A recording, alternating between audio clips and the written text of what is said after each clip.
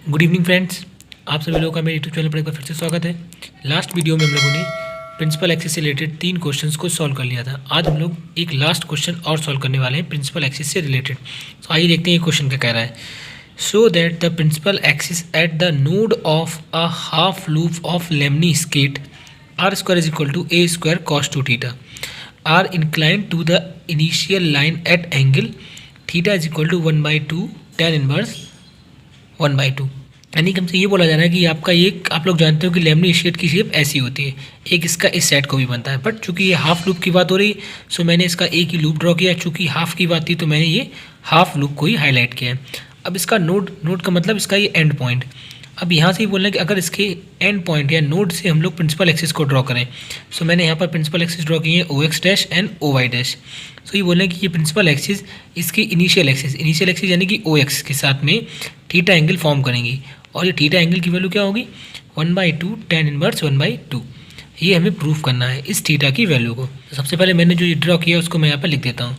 Given the equation of lemniscate is, lemniscate की equation क्या दे रखी है, R square is equal to A square cos two theta. इसको मैंने इक्वेशन फर्स्ट दे दिया है। Let OB and OX be the initial line and OX dash and OY dash are principal axis which makes angle theta with initial line OX। ठीक है, अब भाई कैसे हम लोग एंगल फाइंड आउट करेंगे, तो इसके लिए एक फॉर्मूला होता है जो मैंने लिखा है।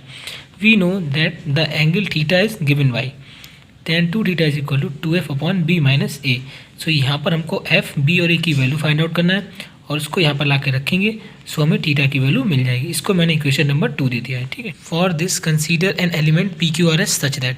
सो अब ABF की वैल्यू फाइंड आउट करने के लिए हमने एक PQRS एलिमेंट कंसीडर कर लिया इस तरीके से। भाई ये मेरा हाफ लूप है। अब इसमें मैंने एक PQRS एलिमेंट कंसीडर कर लिया है जिसका एरिया कितना है R del phi del R। अब ये del phi कहाँ जाए, चूँकि ये जो एरिया है वो इनिशियल एक्सिस के साथ में फाई एंगल बना रहा है, तो इसलिए इसका एरिया कितना हो जाएगा R del phi del R। अब इसकी एक्स एक्सिस से डिस्टेंस कितनी है भाई, एंगल के सामने वाली लेंथ कितनी होती है R sin phi, और इसकी वाई एक्सिस से डिस्टेंस कितनी होगी R cos phi। सो ये R cos phi डिस्टेंस हो गई और ये R sin phi डिस्टेंस हो गई। सो हम लोग पहले इस एलिमेंट का मोमेंट ऑफ इनर्शिया इस एक्सिस के अबाउट और इस एक्सिस के अबाउट और इसका प्रोडक्ट ऑफ इनर्शिया इन दोनों एक्सिस के अबाउट निकालेंगे, और जो भी आएगा उसको थीटा और आर के रिस्पेक्ट में इंटीग्रेट करके पूरे हाफ लूप का मोमेंट ऑफ इनर्शिया निकाल लेंगे इन दोनों एक्सिस के अबाउट। अब इसके जो मैंने ड्रॉ किया उसको मैं यहाँ पे लिख देता हूँ। एरिया ऑफ PQRS का एरिया कितना है R del phi del R। Distance from OX of PQRS से डिस्टेंस कितनी है OX की R sin phi। और मास ऑफ PQRS का मास कितना है delta M। Rho into R del phi del R, ये PQRS का एरिया है। और रो क्या है मैंने यहाँ पर लिखा है where rho is the mass per unit area of lemniscate. अब इस PQRS का हम लोग मोमेंट ऑफ इनर्शिया निकालेंगे OX एक्सिस के अबाउट। सो मैंने वे लिखा हुआ है now moment of inertia of PQRS about OX is equal to DI। चूँकि ये एलिमेंट्री पार्ट है तो मैंने इसके मोमेंट ऑफ इनर्शिया को DI से डिनोट किया है। तो DI is equal to mass of PQRS into perpendicular distance का स्क्वायर। सो यहाँ पे डेल्टा M की वैल्यू कितनी है रो R d phi dr। तो जब R की पावर एक ये रही और 2 पावर यहाँ से, सो R क्यूब हो गया, रो ऐसे ही रहा, और साइन फाई का होल स्क्वायर करेंगे तो कितना हो जाएगा sine square phi d phi dr। ये मोमेंट ऑफ इनर्शिया निकला है PQRS का एक्स एक्सिस के अबाउट। अब मैं क्या करूँ भाई, इस फाई को 0 से लेकर के π/4 तक इंटीग्रेट कर दूँ और इस R को 0 से लेकर के इसकी बाउंड्री, यहाँ पर R की वैल्यू कितनी है भाई, हम लोग इस कर्व से अगर R की वैल्यू निकालें तो क्या होगी A √cos 2 थीटा। सो हम लोग क्या करेंगे उसको फाई के रिस्पेक्ट में 0 से लेकर के π/4 तक इंटीग्रेट करेंगे और R के रिस्पेक्ट में 0 से लेकर के A√cos 2 थीटा तक इंटीग्रेट करेंगे। सो हमें पूरे इस हाफ लूप का मोमेंट ऑफ इनर्शिया OX के अबाउट मिल जाएगा। सो मैंने वही लिखा हुआ है moment of inertia of whole half loop about OX। So OX के अबाउट क्या मोमेंट ऑफ इनर्शिया होगा, फाई की वैल्यू कहाँ से कहाँ तक जा रही है 0 से लेकर के π/4 तक, और R की वैल्यू कहाँ से कहाँ तक जा रही है 0 से लेकर के A√cos 2 थीटा। ये मैंने कहाँ से निकाला है कर्व की इक्वेशन से, और हम लोग किसको इंटीग्रेट कर रहे हैं इस DI को। सो इस DI की वैल्यू को मैंने यहाँ पर ला के रख दिया है 0 से π/4। ये लिमिट आपकी ऐसी रही rho R cube sine square phi d phi dr। अब चूँकि R की लिमिट पहले आ रही है तो हम लोग इसका इंटीग्रेशन R के रिस्पेक्ट में पहले करेंगे। सो R क्यूब का इंटीग्रेशन क्या हो जाएगा R की पावर 4/4, लोअर लिमिट 0 है और अपर लिमिट A√cos 2 फाई है, sine square phi d phi आपका ऐसे ही रहा। अब जब आप यहाँ पे वैल्यू रखोगे तो क्या होगा A की पावर 4/4 कांस्टेंट है और ये मेरा रो कांस्टेंट है, उसको मैंने बाहर निकाल लिया। अब चूंकि ये पावर 4 है और ये पावर 1/2 है तो यहाँ पे जब इसको लिमिट को रखेंगे तो cos की पावर 2 पाई मिल जाएगा। ठीक है, चूँकि 1/2 से पावर 4 कैंसिल आउट होकर के सिर्फ 2 पावर ही बचेगी। और इस साइन स्क्वायर फाइव को मैंने क्या लिख दिया है 1 minus cos 2 five upon 2।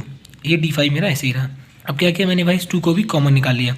So row A की पावर 4/4 पहले से रहा और 1/2 मैंने ये कॉमन निकाल लिया। लिमिट 0 से π/4, इसका मैंने इसमें प्रोडक्ट किया तो कॉस स्क्वायर 2 पाई, और इसका इसमें किया तो ये 2 पावर और 1 पावर कॉस क्यूब 2 पाई d5। अब चूंकि ये 2 पाई एंगल में है आप लोग देख सकते हो, और हमारी लिमिट कैसी है π/4 तक है। सो अगर हमें इसमें वैल्यू फॉर्मूला लगाना है तो हमारी लिमिट 0 से π/2 होनी चाहिए। सो यहाँ पर मैं 2 पाई की जगह पर t सब्सटीट्यूट कर दूंगा और d5 की जगह पर dt/2। सो मैंने वही लिखा है इसमें, क्यों? क्योंकि हमें लिमिट 0 से π/2 बनानी है। सो क्या हो गया भाई रो ए की पावर 4 और ये क्या हो गया 8। तो जब आपने ये सब्सटीट्यूशन लगाया तो लिमिट क्या हो गई हमारी 0 से π/2। कॉस स्क्वायर 2 पाई की जगह पर क्या हो गया t, और कॉस क्यूब 2 पाई की जगह पर क्या हो गया t, और d5 की जगह पे मैंने क्या रखा है यहाँ से dt/2 रख दिया है। ये वाला भी 2 क्या होगा मेरा बाहर आ जाएगा। इसकी और इसकी वैल्यू आप लोग जानते हो वैल्यू फार्मूले के अकॉर्डिंग क्या होती है। इस वाले टर्म की वैल्यू हो जाएगी π/4 और इसकी वैल्यू हो जाएगी 2/3। ये यहाँ पर मैंने वैल्यू फार्मूला यूज़ किया है। अब क्या हो गया भाई रो ए की पावर 4 और ये दोनों मिलकर के क्या होगा 16। सो ये टर्म मेरा ऐसे ही रहा। इन दोनों में मैंने क्या किया क्रॉस प्रोडक्ट कर दिया 3 पाई माइनस 8/12। सो ये पूरी वैल्यू मेरी सॉल्व होकर कितनी बन गई 3 पाई माइनस 8/12। जब आप इसको सिंप्लीफाई करोगे तो ए की वैल्यू क्या मिल जाएगी A is equal to rho A की power 4/192 into 3 pi minus 8। Similarly moment of inertia of whole half loop about O Y. So O Y के अबाउट जो मोमेंट ऑफ इनर्शिया हो गया बस उसमें क्या होगा आपका यहाँ पर माइनस था अब यहाँ पर प्लस हो जाएगा, बाद बाकी वैल्यू सेम रहेगी। इसको आप लोग ड्राइव भी कर सकते हो सेम इसी मेथड के अकॉर्डिंग। ठीक है, सो हमें ए और बी की वैल्यू मिल गई है। अब हम एफ की वैल्यू और फाइंड आउट करेंगे। Now F is equal to product of inertia about O X and O Y.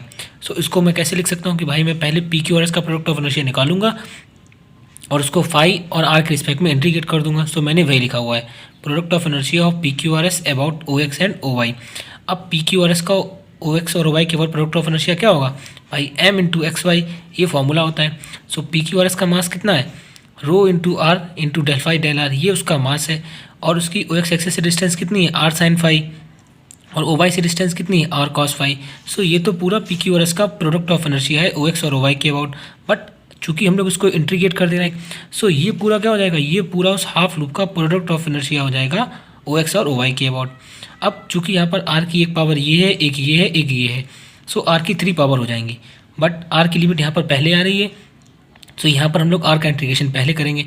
तो जब यहाँ पे आप आर की पावर 3 का इंटीग्रेशन करोगे तो आपको क्या मिल जाएगा आर की पावर 4/4, लोअर लिमिट 0 और अपर लिमिट क्या है A under root cos 2 phi, और ये क्या हो गया आपका साइन फाई कॉस फाई आपका ऐसे ही रहा। ठीक है, सो जब आप ये लिमिट पुट करोगे इसमें तो क्या होगा ए की power 4/4 cos square 2 pi upon 4। तो ए की पावर 4/4 को मैंने यहाँ पर बाहर निकाल लिया है, और कॉस स्क्वायर 2 पाई, और ये क्या हो गया साइन 2 पाई अपॉन 2 d5। अब क्या हुआ ये चूँकि 1/2 कांस्टेंट था तो मैंने इसको भी बाहर निकाल लिया, तो क्या बन गया रो ए की पावर 4/8 लिमिट 0 से π/4 कॉस स्क्वायर 2 पाई साइन 2 पाई d5। अब इसमें मैं अगर इंटीग्रल कैलकुलस का एक फॉर्मूला लगाना चाहता हूँ ये वाला 0 से π/2 cos mx sine nx dx is equal to this. तो यहाँ पर मेरी लिमिट क्या होना चाहिए 0 से π/2, बट यहाँ पर लिमिट क्या है 0 से π/4। सो मैं क्या करूँगा यहाँ पर 2 पाई को t पुट कर दूंगा और d5 को dt के बराबर, तो मेरी लिमिट क्या हो जाएगी π/4 से π/2 में कन्वर्ट हो जाएगी। सो मैंने यही सब्सटीट्यूशन यहाँ पर लगा दिया। सो लिमिट मेरी क्या हो गई 0 से π/4 कॉस स्क्वायर, चूँकि 2 की जगह मैंने t रखा है तो ये t बन गया, इसी तरीके से साइन t और ये dt/2, ये 2 मैंने कॉमन निकाल लिया तो क्या हो गया रो ए की पावर 4/16। और इसमें मैंने क्या किया ये वाला फॉर्मूला लगा दिया gamma m plus 1/2 gamma n plus 1/2 upon 2 into gamma m plus n plus 2/2। सो आप लोग देख सकते हो यहाँ पर मैंने वही फॉर्मूला लगाया 2। सो इसको जब आप सिंप्लीफाई करोगे तो आपको इसकी वैल्यू क्या मिलेगी 1/3 रो ए की पावर 4/16 इंटू 1/3। इसको जब मैंने सिंप्लीफाई किया तो मुझे रो एफ की वैल्यू क्या मिल गई रो ए की पावर 4/48। सो हमारे पास एफ की वैल्यू भी आ गई है using the values of A B and F in equation 2। So F B और ए की वैल्यू को मैं इक्वेशन नंबर 2 में यूज़ करने जा रहा हूँ। अब इक्वेशन 2 हमारे पास क्या थी tan 2 theta is equal to 2f upon b minus A. So tan 2 theta is equal to 2f, f की जगह पर मैंने ये वैल्यू रख दी है। अब b और a की वैल्यू अगर आप लोग देखो तो b और a में क्या आ रहा है कि भाई ये वाला टर्म रो ए की पावर 4/192 दोनों में कॉमन आ रहा है। सो b माइनस ए जब हम लोग रखेंगे तो ये दोनों टर्म में से ये वाली वैल्यू कॉमन निकालेंगे। सो क्या हो जाएगा 3 pi plus 8 minus 3 pi plus 8, और ब्रैकेट के बाहर ये पूरी चीज़ कॉमन रहेगी। सो मैंने वही लिखा हुआ है 3π+8 -3π+8 और ब्रैकेट के बाहर रो ए की पावर 4/192। ये चीज़ पूरी हो गई मेरी कॉमन।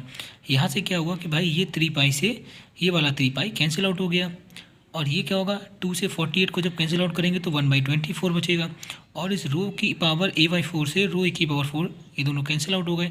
सो अब क्या बचा कि भाई चूंकि 192 डिवाइड में ये ऊपर पहुंच जाएगा प्रोडक्ट में, और यहाँ से 24 और ये 8 + 8 16 दोनों डिवाइड में आ जाएंगे।